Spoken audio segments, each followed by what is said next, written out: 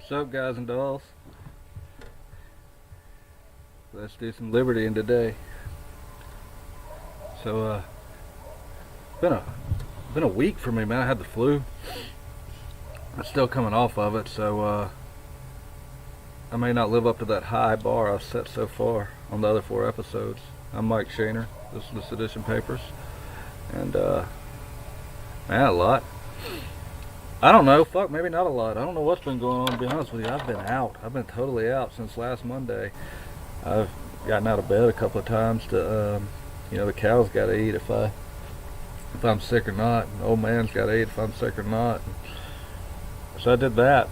But other than that, I've been just brutalized. And it's not the worst flu I've ever had, but when you're in it, you think it is. I don't get them a lot. It's maybe the 4th time I've ever had it, and I think all 3 were worse than this one. But it felt bad enough when I was in it, for sure. So, anyway, I was thinking, the last 10 years of my life have been an experience, and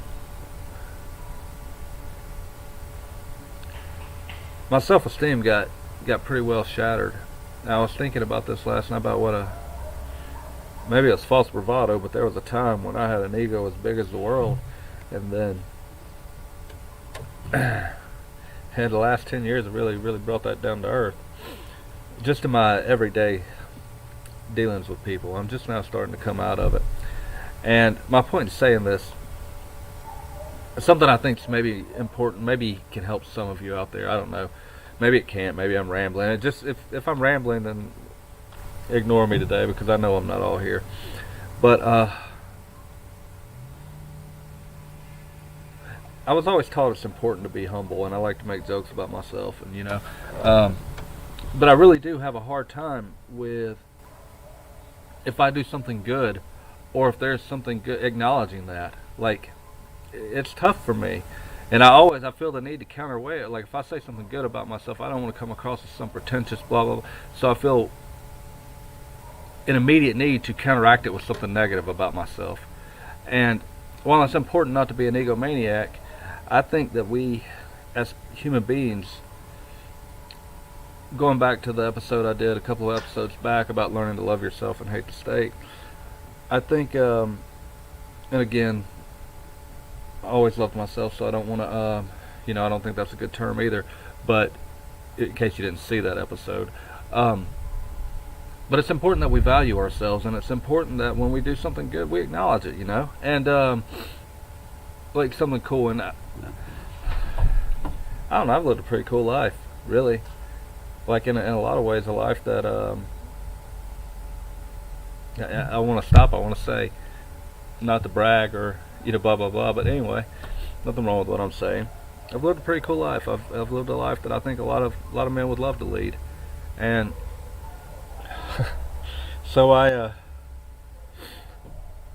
was up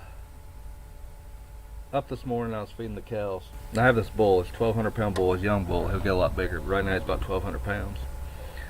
And it's my fault they've gotten really aggressive at feeding time, because I fed them in close quarters and they fight each other. Well, now they come and they think they can bully me, so I have to fight them. And it's this 1,200 pound bull, and he's all of a sudden thinking he's going to boss me around and take the food from me. And I punched that son of a bitch right in the nose. And I don't know, I thought that was pretty cool, man. That was pretty tough. I remember seeing my granddad do that when I was young. And so I started the day. I went to the gym. And I went to the gym yesterday too. I was still in the flu, but today I went to the gym. First day I was able to really work out, and I went hard. I did good. I'm 5'9", 150 pounds, and today, not being I was able to squat about 320 and bench about 180, and that's good for a guy my size. I'm not a huge guy. And then I came home and I got some business work done. I got to shoot a commercial email that I'm going to send out, and then feeding the cows, doing some fence work, and punching that bull. And I was like, man, I'm a bad son of a bitch. And Just a little guy too, you know. I bet I can eat more than you on top of it. Anyway, football. So I need to preface this. I was born an Alabama fan. I'll die an Alabama fan. I'm not impartial and I'm not unbiased. But I have this internal sense of fairness where I'm not able to be overly delusional about things. I want Alabama to win the national championship every single year, and if they luck into it or back into it or cheat into it, I'm happy with the result because I'm fine with that trophy. But in the meantime, what is what is, and I'll call it. Like if there's a pass interference in a game, and I'll say that was pass interference. And also, it's important to note because there's a lot of Alabama fans who have been Alabama fans since 2008, 2009.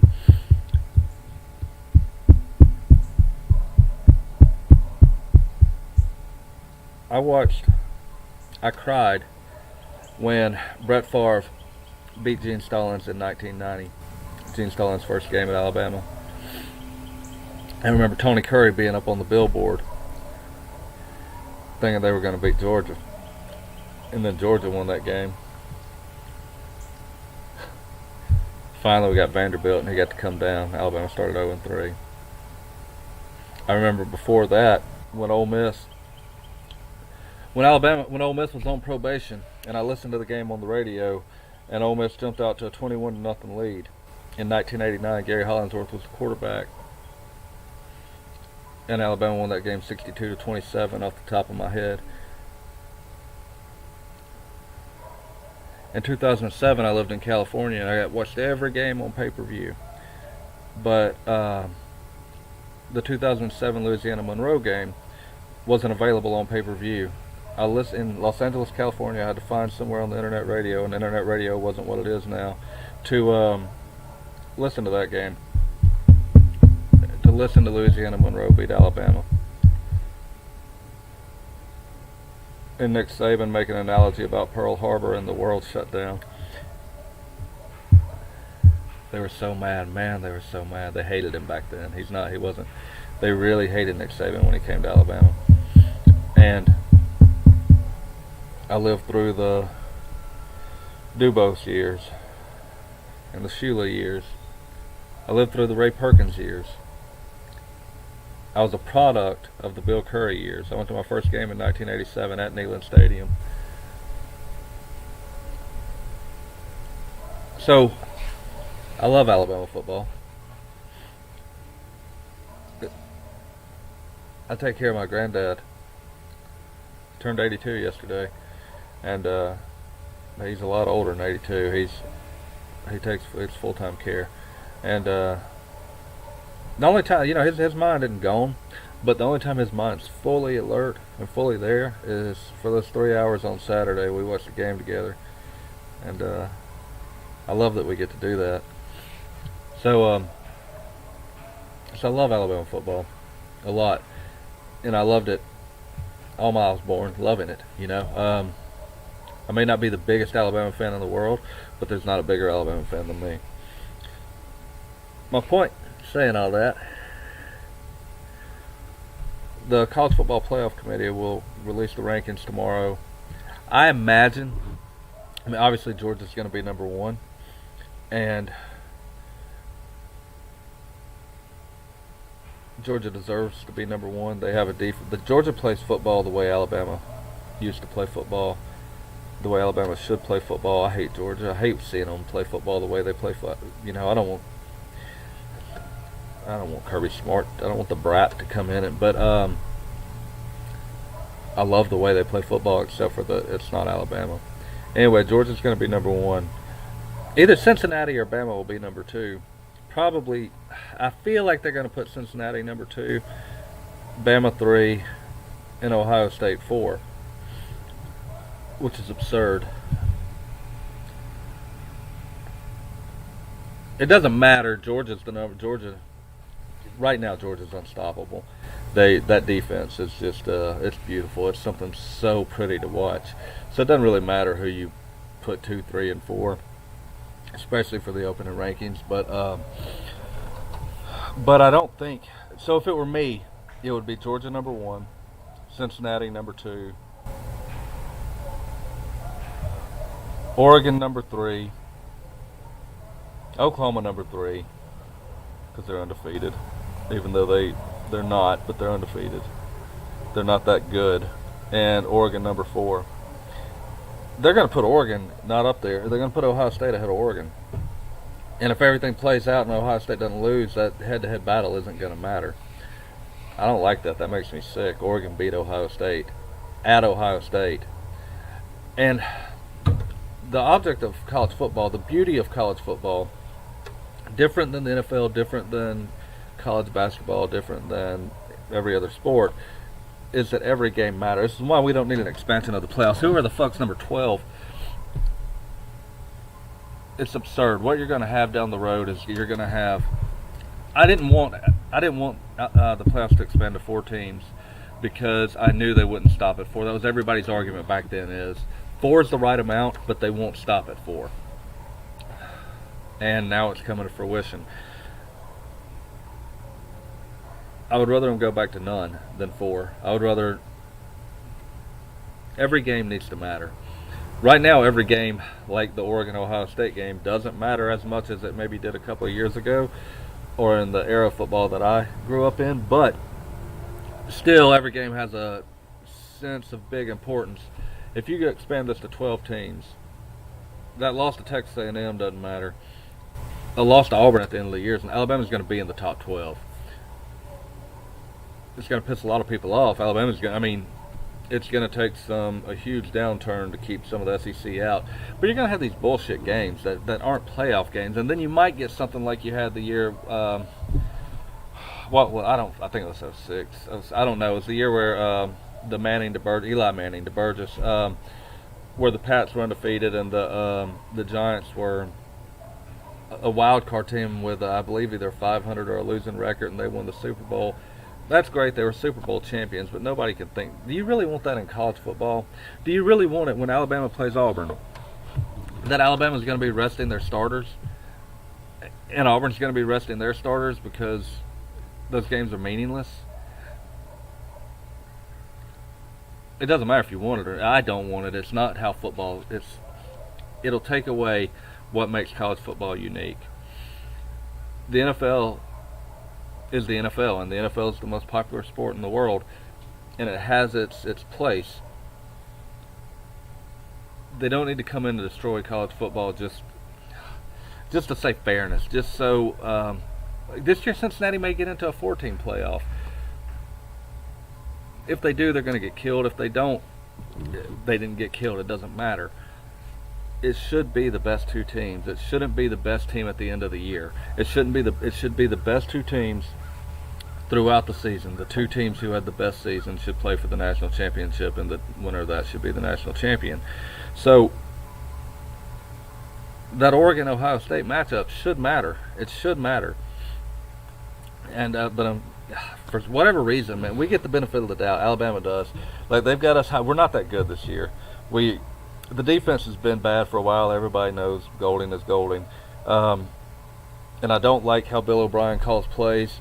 I would like to see Alabama line up under center from the 1-yard line and hand the damn ball off and run it.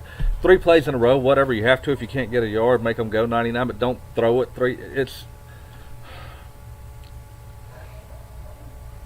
Scoring 50 points a game is great, but sometimes scoring 30 points a game is better. Because it's about controlling the game and managing the game in a way where the team wins, not about just putting up points.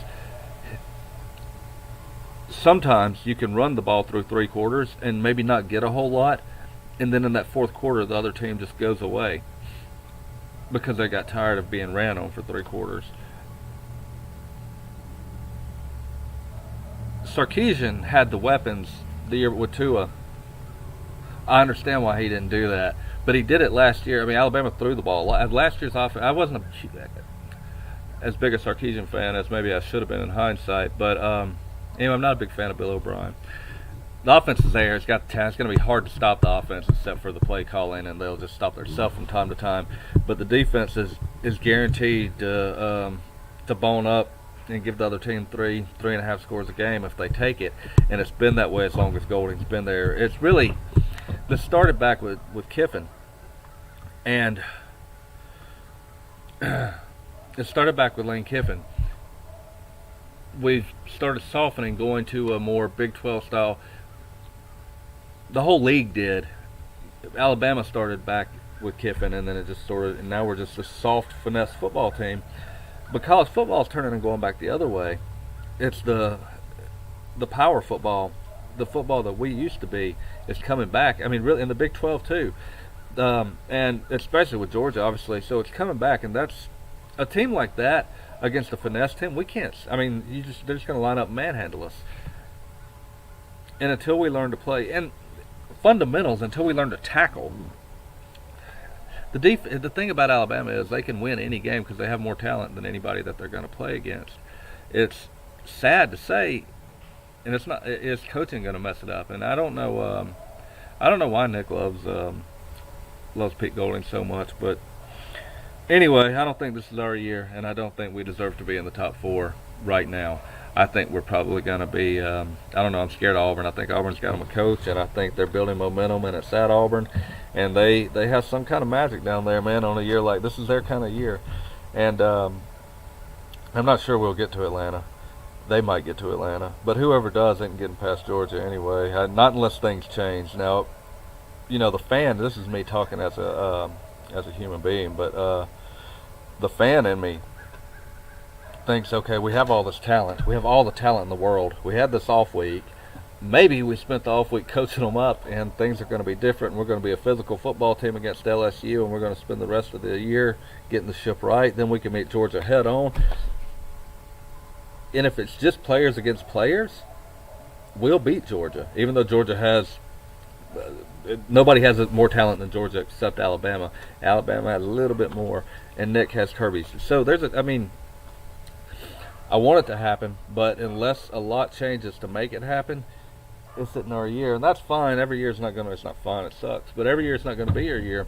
But this is a different type deal than 2010 or 2 years ago when we lost 3 games.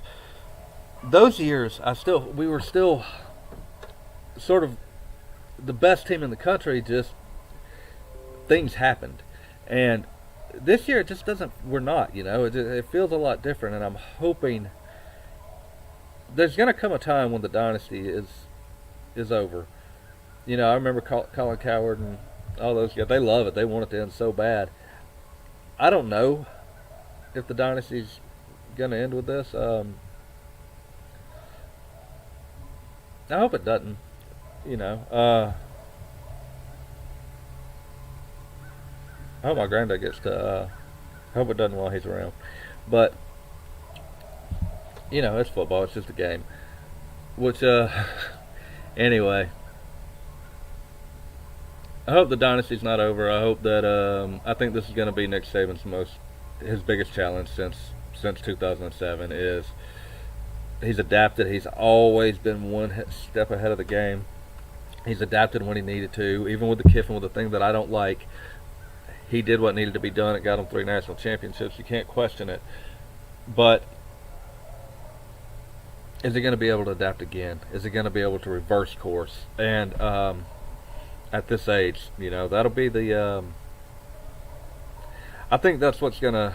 I think the next couple of years will decide if he's going to coach into his 80s or he's at the end of it. But anyway, that's my take on it. That's I want to talk about a little something besides. Which I thought I'd have live chat and I could talk with you guys about this, so that's the real reason I want to talk sports. That and I like talking sports, but it's kind of it's not so fun just talking to it by yourself. But anyway, that's my opinion. So what that leads me into though is this. So libertarians are nuts, man. I mean, everybody is, but libertarians are such nuts. I will have people complaining to me, and I guarantee 100% there are going to be people complaining to me, telling me that I'm wasting my time talking about sports, and bread and circuses and all that bullshit. I get this a lot. Like, you'd be surprised at how much. I'm just a normal guy, you know. I run a business. I chase cows, and I, you know, take care of my granddad, and I do these. I'm just a normal human being. I'm not anybody. And man, I get people get on to me for the weirdest things, like they have the right to. Like, people really will complain to me and tell me that I'm doing some sort of harm because I'm not. If I ever take 1 second away from talking about the state, the bread and circuses, as if these people that are complaining to me, now, I had it loaded up. My phone is messed up, so I can't do. I had it loaded up earlier with some tweets that I got of people complaining to me about how I should only focus on the state. I mean, who does that for real? There's nobody that can do that. You know, one half of bread and circuses is bread. So do you not eat? Do you really spend? Is there nothing you enjoy? It's a weird thing. Like, you can not like sports, that's fine, but it's a weird thing to get so offended because I talk about it. It's none of your fucking business. If you don't like this 10 minutes or 15 minutes that I'm talking about sports, or 20 minutes here that I'm talking about sports, then you know, you don't have to listen to me. I mean, I want you to listen to me. I like you. I appreciate it. But all of a sudden I'm an enemy of the state because I'm talking about football? That's not a violation of the NAP. You know, it's okay to talk about football. It is. It's okay to have sex, and I don't drink, but it's okay to go out and enjoy life. Like, it's okay to have fun. It's important to have fun. It's important to. Nobody's going to listen to you if you come at them 100% of the time bitching about the state. Like, if that's all there is to do, nobody wants to hear that shit. You're preaching to the choir. So, have fun, lighten up, man. And if somebody, like, don't bitch at people about their passions. I was at the gym today, I was thinking about this, and like, there was some guy in there, and he was, you know, and he was over there. I was thinking, what a weird thing that is. What a weird thing that is to be a bodybuilder. Like, for that to be your passion. It's something I can't wrap my mind around. I don't want to wrap my mind about it. It's not, but it's like, there's this ounce of judgment there. Like, what kind of, and then I'm like, you know what, that's that guy's passion. Let people have we're different for different reasons. And if my passion is talking about football, or even if it's not my passion, even if it's just a pastime that I want to do for a couple of minutes, I mean, so what? I've got the right, and it's more than the right. It's important. It's important to enjoy life. Life is beautiful. Life is so pretty. It's such a pretty day today too. And I'm committed. I don't think there's anybody that knows me, that I've come in contact with, that thinks, I mean, I don't have to list my accolades. I'm committed to the cause. I'm a true believer.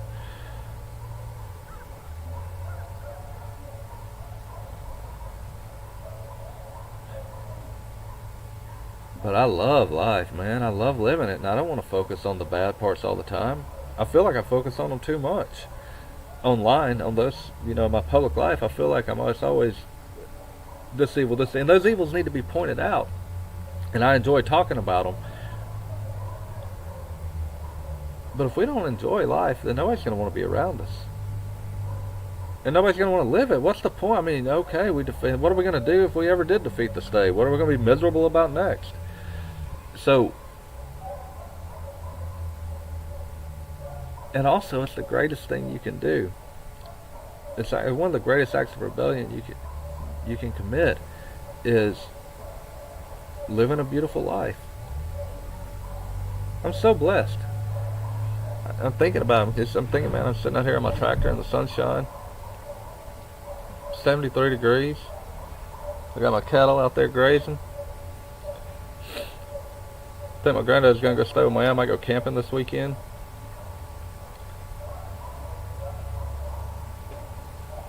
Might go jump in a cold river naked. I'll tell them what I might do. I can do anything I want to.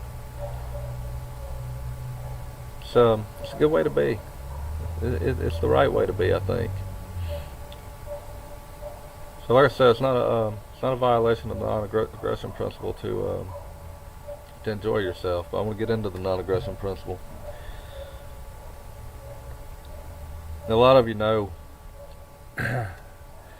So, I don't want to spend too much time on the Libertarian National Committee. Look those guys up, man. They're a bunch of freaks. True freaks. Like, the LNC, I can't think of all their names right now, you know, that Hogsworth or whatever the hell she is. Erin Adams is the one that I'm most like all my vitriol goes to. She said she masturbates about the hate mail, is what I heard. So, you know, if you wanted to think about something gross, you can think about Erin Adams masturbating to your hate mail. These guys, they've wanted to redefine the non-aggression principle, and right now it's so they suspended the secretary, Karen Ann Harlos, because of what they said were, and I've covered this on all the other videos except for the last one, but I won't talk about it for a little bit because it's well, it's starting to spill over into the next topic. So basically, they hate this woman so much that they've tried to label her tweets as a violation of the non-aggression principle. And I don't think they believe that. I'm certain they don't believe that. They don't care about the precedent that it would set if they redefine legally by party standards the non-aggression principle. If they make it so that words are aggression, so define the non-aggression principle. It states that any act which initiates force, aggressive force, is immoral. So that doesn't mean you can't defend yourself. That doesn't mean you're a pacifist. It means that when we're deciding if something is a law or not a law, if it should be a law or shouldn't be a law, we have to ask ourselves, do we have to use force to carry this out? So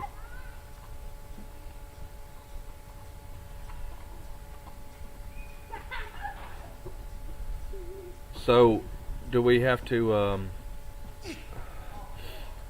for instance, if we want to mandate medical health for everyone, we have to force doctors to take care of people.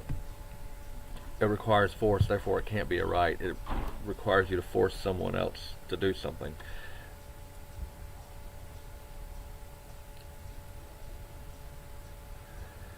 If we're going to redefine it to, so it has to have a standard.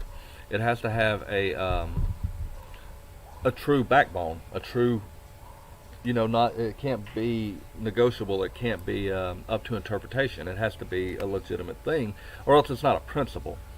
So if they redefine it into just words are hurtful and hurtful words are violence, that's a violation of the non-aggression principle, then there is no non-aggression principle, because anytime somebody's feelings are hurt, they can say you violated the non-aggression principle. And if we apply that to law, if I say anything you don't like, you can tell me it hurts your feelings, and how do I prove that your feelings are hurt or not hurt? What's the standard of that? A punch to the face, you know. That's a tangible thing. So,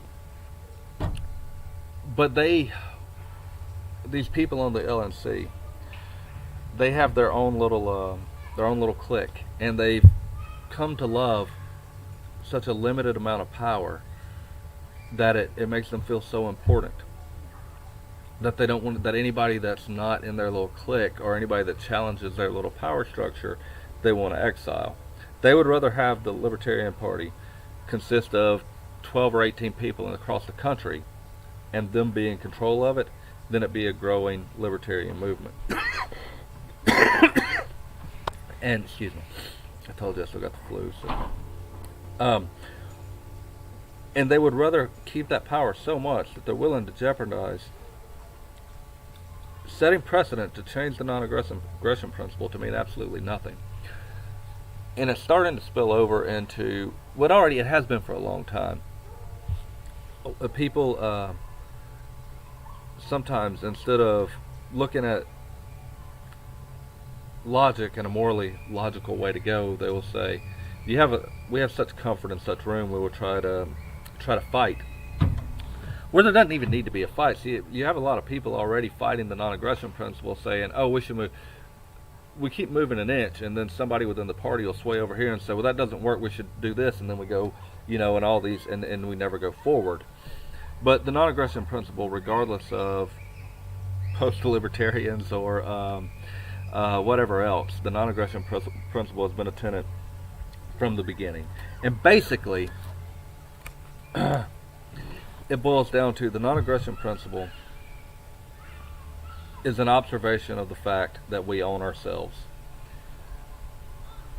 If I own myself, I can do anything I want to without stepping on your ownership of yourself. If I violate your ownership, I've committed an act of aggression. So I can say anything I want to say. I can put any words out into the air. I can do whatever I want to do. I can move any which way as long as I'm not hitting you. So taking your stuff, your property, that and they care so little about liberty, so little about the party, so little about anything except for their own importance and their little bitty. I mean, it's such a little minuscule amount of power that they're willing to change all that, and that's sick. But then you see people. I got today. Someone called me a communist. I want to see if I can find it.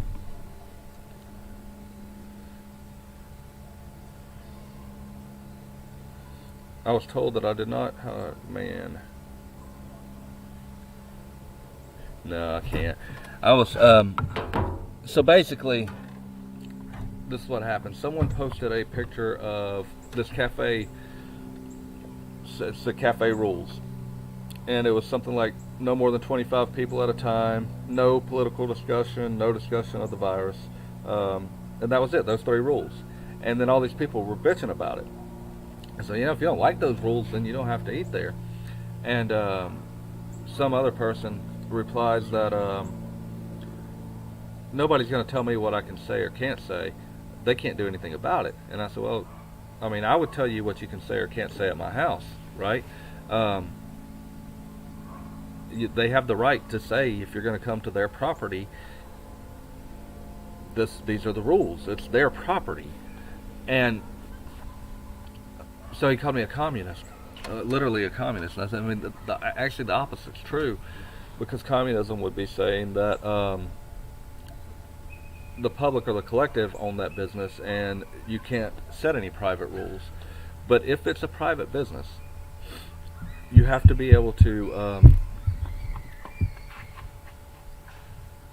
do it. I mean, you have to be able to do business your way. It's your business, and private property rights, if they don't matter to you, if you are legitimately a communist, that's okay. But I've had these rights with a couple of people. Somebody the other day was telling me that they believe that we shouldn't be able to sell our private property to foreigners. And her concern is that China's buying up all the land, and they're going to, subvert the rules, and the Constitution is going to be meaningless, and blah blah blah blah. And as well, in China, they're not allowed to own land, and so if we're not allowed to sell our property, then it's not our property. If we're told who we can sell our property to, it's not ours to sell, it's the state's. And if we're not allowed to own property, what difference does it make if China's the one telling us that, or if the United States government's the one telling us that, or if your local municipality is the one telling you that? It all leads down that same road. With business, the scary part that I see is a core tenet of libertarianism, of liberty in general, is the free market. That free markets work, that they will course correct. And, okay, we're at a dangerous time. We're at a time where the government is trying to tell us we have to inject drugs into our body, or we can't work, or that we're going to be shunned and exiled. I understand. I understand very much the vitriol. I understand the paranoia. I understand the hatred for that. I hate that. And I fight tooth and nail with any government doing that. But I've always prided myself on being consistent and believing in the free market and letting the free market work. Otherwise, we're George Bush. We say we have to kill the free market so the free market can live.